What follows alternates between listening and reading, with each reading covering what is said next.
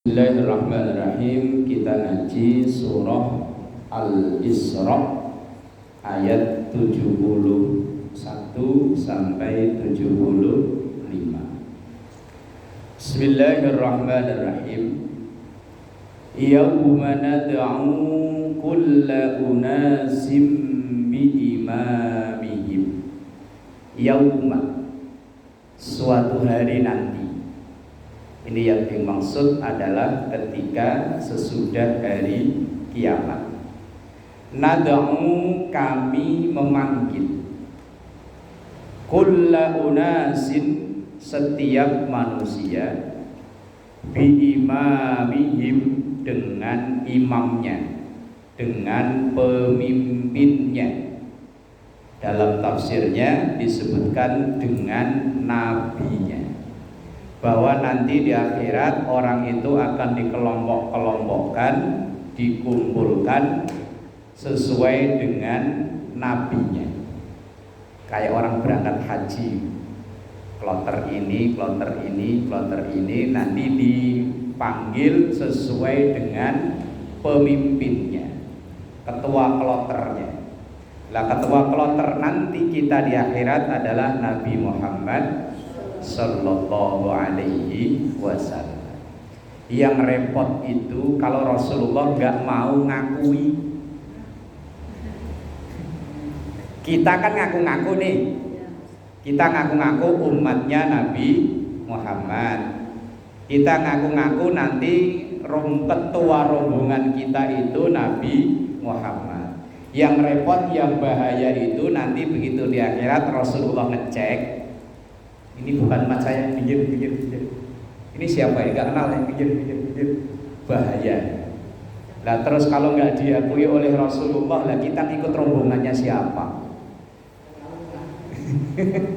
Lah ibarat orang berangkat haji, kita ikut rombongannya ini, kloternya ini, begitu nyampe sono, dicek surat-surat kita, ternyata kok kamu nggak ada di sini? Kamu rombongannya siapa? Ikut di sini? Bukan, pinggir. Waduh, gum liwang-liwung. Lah kalau di berangkat haji kita masih bisa minta tolong KBRI, minta tolong petugas yang ada. Lah kalau di sana nanti minta tolong siapa? Kalau nggak diakui oleh Rasulullah. Lah caranya supaya dekat dengan Rasulullah, nama kita ada di daftar absen yang dibawa oleh Rasulullah, ya kita mendekat dengan Rasulullah. Caranya apa yang diajarkan oleh Rasulullah, latihan kita ikuti semampu dan sebisa kita. Yang dilarang dihindari. Dalam banyak hadis Rasulullah itu misalnya bilang begini, laisa minna, enggak termasuk rombonganku. Dari sekarang kita udah dikasih tahu nih, gak termasuk rombonganku seorang muslim dengan muslim lainnya yang musuhan sampai lebih dari 3 hari. Yang berantem sampai 3 hari lebih belum bai'at, padahal dia sering ketemu. Kecuali kalau dia berantemnya di sini, musuhnya di Sulawesi, sono jauh. Ya mau bai'atnya gimana, wong jauh. Sama-sama tinggal di Lontar.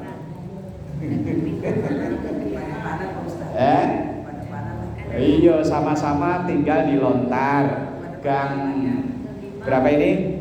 Gang 5. Asal keluar ke pasar, sini buka pintu, sono buka pintu. Tapi satu mukanya dibuang sono, satu buang di sono. Kalau ketemu, kalau perlu, kalau ngaji aja salaman dilewatin. Sallallahu ala Muhammad, sallallahu ala, ketemu dia lompatin sono. Ini kalau sampai 3 hari belum bai'an, sampai nanti akhir hayat kok belum tobat, Rasulullah bilang laisa minna, bukan masuk rombongan saya. Lah terus rombongannya siapa? Bahaya ya. Enggak ada orang sini. Nah makanya budaya kita nih, datang ngaji salaman, pulang ngaji salaman. Itu artinya paling enggak kita ketika ini nyodorin tangan, ini sebagai simbol kita minta maaf. Yang kita terima, kita salaman berarti memberi maaf. Makanya selesai ngaji kan salam-salaman ya. Nah, itu biar diakui oleh Rasulullah sebagai umatnya. Kegiatan tahlilan, yasinan, kumpulan apa kek, datang salaman, pulang salaman. Karena bisa jadi kesalahan, sakit hati itu timbulnya ya malah pas ngaji begini loh. Ya kan banyak ya. Awal perselisihan, awal permusuhan itu malah berawal dari majelis taklim. Oh, yo, baji yo. Pernah ngalami. Ya pokoknya ada kan ya. Lah makanya selesai ngaji, sallallahu alaihi Muhammad, ngaku sebagai umat Rasulullah. Kalau ada salah-salah kata, ada salah-salah perilaku, maafin. Kemudian kita yang terima, ya udah saya maafkan. Artinya saling memaafkan. Beres urusan. Walaupun mulut ini nggak ngucap maafin ya, tapi ketika nyodorin tangan untuk salaman, kemudian yang terima terus terima, itu berarti udah simbol saling memaafkan. Lah kalau malah hati kan nggak ada yang tahu hanya Allah. Yang penting kan maafin biar diakui. Takutnya nanti kalau nggak diakui kita mau gabung rombongannya siapa. Nanti dalam Quran, dalam surah Az-Zumar, wasiqal ladzina taqaw rabbahum ilal jannati zumara. Nanti orang masuk ke surga itu ya rombongan. Lah ketua rombongan kita sebagai seorang muslim umat Nabi Muhammad ini ya Rasulullah sallallahu alaihi wasallam. Yang bahaya kayak itu ya, karena kita ini sehari-hari kumpul, entah kadang dari omongan, kadang dari tindak tanduk yang bikin sakit hati. Kadang kita niatnya bercanda, tapi kadang kecandaan kita itu malah ditanggapi serius. Umpama ini ada jamaah yang datangnya telat mulu. Lah kita awalnya bercanda, telat mulu. Kita ini niatnya bercanda, cuman dianya tersinggung. Lu sih enak, gak ada urusan apa-apa lah, saya ngurusin anak kecil-kecil, cucu kecil-kecil. Awalnya bercanda, kitanya bercanda, cuman ditanggepi serius. Besok-besok malah udah gak mau ngaji lagi. Gara-gara kita bercandain telat mulu, ya kan? Namanya orang ya.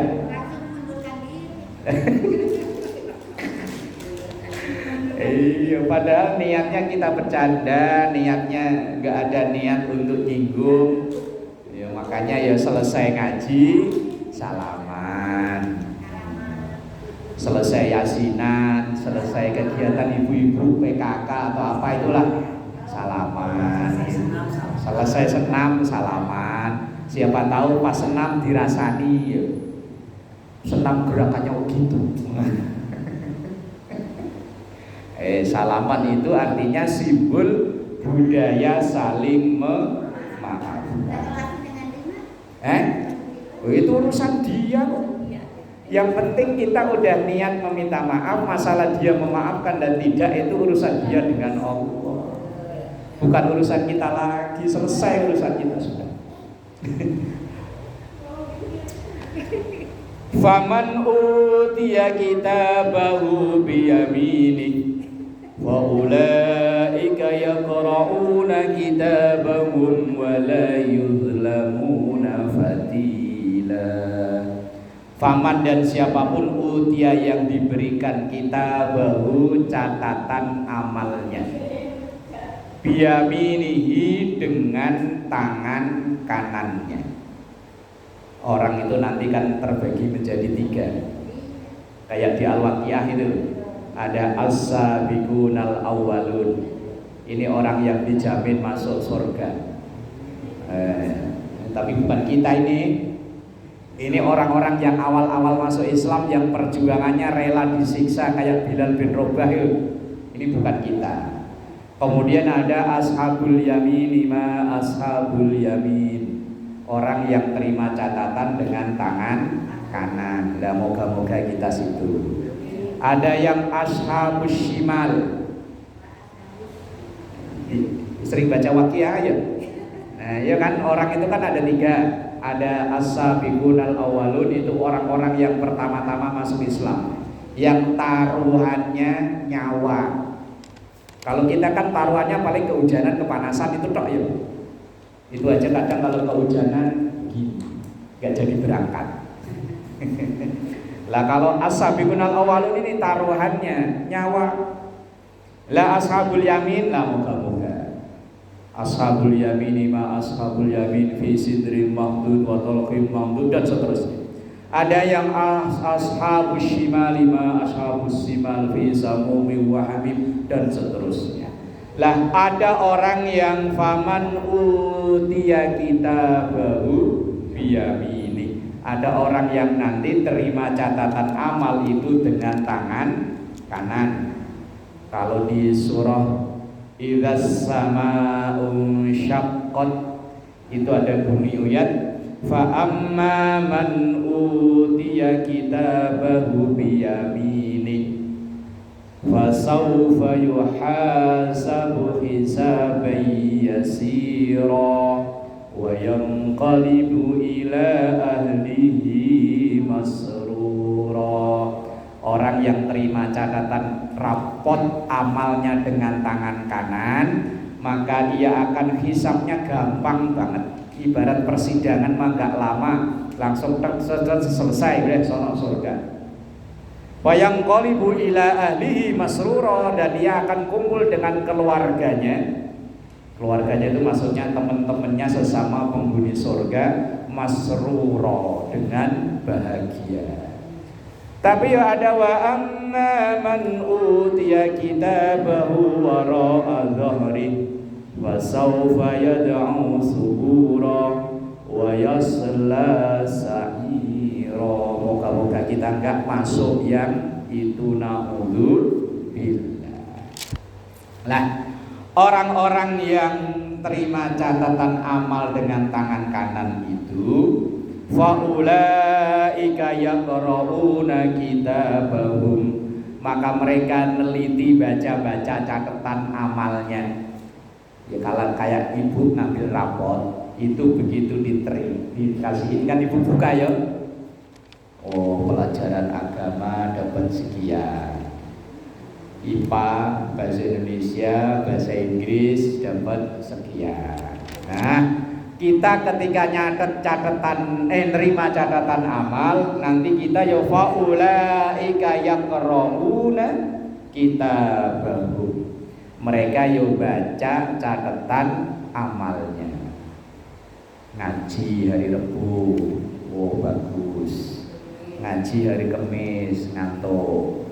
Ngaji hari Jumat ngobrol. Lengkap, catatan lengkap. Sama tanggalnya, sama jamnya itu pokoknya lengkap banget. Lah wala yuzlamuna fatila, dan sedikit pun catatan itu enggak ada yang keliru. Walaupun ibu sedekah enggak pakai nama ibu, hamba Allah, catatannya di situ ada. Misalnya ibu sedekah hari ini tanggal berapa ini? Tanggal 20 November 2024 jam 14.28. Catatannya lengkap, tanggal, jam, tanggal, tahun ada semua. Walaupun disamarkan dengan nama orang lain, di situ tetap ada. Makanya kalau kita sedekah nggak usah takut malaikat itu salah nyatet. Jangan orang bersuudon dengan malaikat gara-gara nulis nama kurang huruf T aja protes. Ini ceritanya panitia kurban. Panitia kurban datang orang yang mau kurban kan nyerahin ke panitia, biasanya kan dikasih nama itu kambing pakai kardus. Kalau di sana, kalau di sini pakai apa? Buat kalungan di sini loh. Nah, nanti kambing itu pada punya KTP di sini. Gara-gara namanya itu Muhammad Nasir. Lah ama panitia ditulis M Nasir. Lah begitu dianya itu nengok, lihat, waktu pokoknya kalau ada kambing kan biasanya anak-anak kecil pada nonton. Lah dia gendong anaknya. Ini kambing namanya M Nasir siapa? Oh kan nama bapak. Nama saya bukan M Nasir, Muhammad Nasir. Tulisannya itu NATSIR. Gara-gara kurang T, ama Muhammadnya disingkat jadi M, nggak terima. Lah ama panitia, Pak, kalau ditulis lengkap ini kardusnya nggak kuat, pokoknya harus ditulis lengkap. Ya Allah, emang malaikat segoblok itu. Walaupun itu nggak ditulis nama, asal kalian dipotong kurban dari si fulan tadi, malaikat udah tahu ini yang nganterin kurban siapa, orangnya yang mana, malaikat tahu. Ini kadang ya tadi nulis nama kurang huruf T diprotes. Wis salah-salah nama dikit-dikit malaikat tahu. Di situ ada wala yudlamuna fatila. Gak mungkin didolimi alias gak mungkin keliru.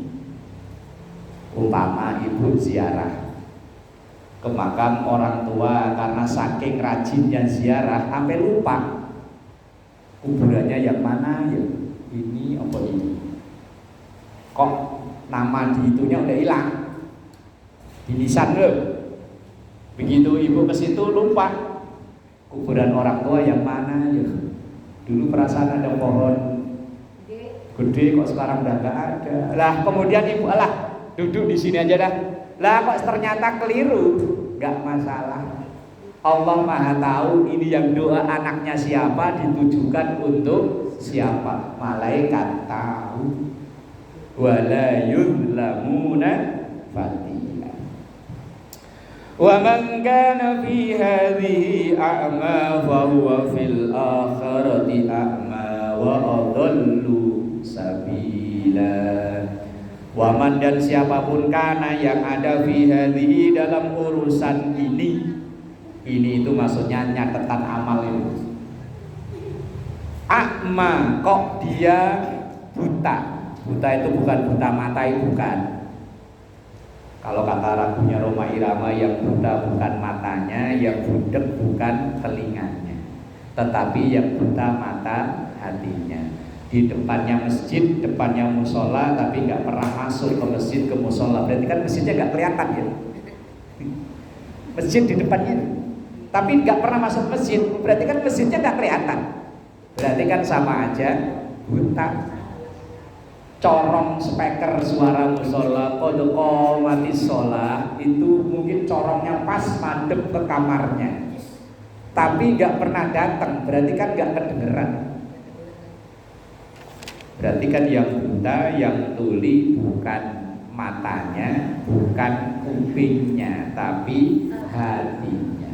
Sehingga ada tetangga yang sampai kelaparan di depan matanya dia nggak ngeliat, sementara temennya yang jauh di sono ditraktir. Tetangga depan rumah sampai dari kontrakan misalnya diusir gara-gara nggak kuat bayar, nggak kelihatan, sementara saudaranya temennya yang tak jauh di sono ditelepon, makan yuk. Wah. Ada yang viral nih, makan bakso sepuasnya 25.000. Sementara tetangganya sampai kepencer ngiler makan aja nggak kuat, nggak kelihatan. Wa huwa fil akhirati a'ma wa adallu sabila. Maka orang saya seperti ini nanti di akhirat juga sama buta, nggak bisa ngelihat ke sono kemari. Wis ibarat orang yo kayak orang buta itu, jalan ke sono nggak jelas, jalan ke sini nggak jelas. Akhirnya ya karena nggak kelihatan jalan ke arah surga ya nyemplung ke neraka. Naudzubillah. Wa in kadu la yaftinunaka 'anil ladzi awhayna ilaika litaftari 'alaina ghairah.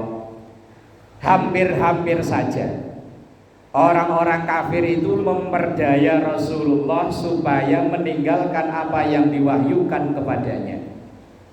Karena ketika Rasulullah awal-awal dakwah itu diiming-imingi yang luar biasa. Ketika dakwahnya Rasulullah mulai maju, itu kan tokoh-tokoh kafir ngumpul bagaimana caranya supaya dakwahnya Rasulullah ini berhenti. Sehingga diiming-imingi Muhammad, kalau kamu mau berhenti dari dakwah Islammu itu kamu mau apa? Apa mau punya rumah yang di mana? Di Kelapa Gading atau di Pondok Indah? Tinggal milih. Pokoknya di komplek elit. Mau punya istri yang secakep kayak artis siapa, tinggal ngomong. Mau punya duit berapa, tinggal bilang. Itu bujuk rayunya orang-orang kafir. Wa idzal lattakhadhuka khalila. Kalau memang Muhammad itu dulunya Rasulullah itu mau, maka mereka akan menjadikan Nabi Muhammad itu khalila. Khalila itu kalau bahasa sekarang orang yang akrab banget tuh, bestie. Bahasanya orang sekarang bestie. Pokoknya maunya apa dituruti. Walaula an sabbatnaka laqad kitta tarkanu ilaihim syai'an qalila. Kalau seandainya Allah tidak menguatkan hati Rasulullah sallallahu alaihi wasallam, hampir-hampir saja terbujuk oleh rayuan orang-orang kafir. Lah kita ini kadang lawannya bukan orang lain, kadang lawannya diri sendiri. Udah jam 3 mata melek nih, mata melek. Udah melek nih, cuman badan belum bangun. Itu kalau nggak dilawan, hampir-hampir ya begini lagi, merem lagi. Tapi kalau dilawan, bangun, wes bangun. Tapi kalau enggak, baru jam 3 subuh kan jam 4 lewat 10 menit masih lama, merem lagi. Alarm udah nyala, kadang ya malah digini-gini, mati alarmnya, merem lagi. Nah kalau dulu Rasulullah lawannya taruhannya nyawa, kalau sekarang kita itu lawannya diri sendiri. Coba ini, kalau mau berangkat ngaji cuaca cerah gini mah enak ya. Coba kalau hujan. Ibu berangkat dari rumah jam 1 mungkin ya. Jam 1, setengah 1. Yo, setengah 1. Pas setengah 1 malah hujan. Apalagi rumahnya jauh. Lah iya, kadang itu badannya belum keluar kan tangannya udah gede gak sih. Kemudian kuping dipasang di musola kok belum ada yang selawatan, belum ada yang ngaji. Ini jadi ngaji apa enggak?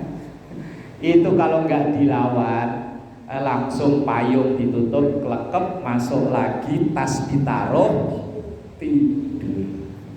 Kalau enggak dilawan. Nah kalau dulu Rasulullah lawannya nyawa taruhannya, kalau sekarang ya diri sendiri. Maka ya seringnya kita berpikir la haula wala quwwata illa billahil aliyyil alim.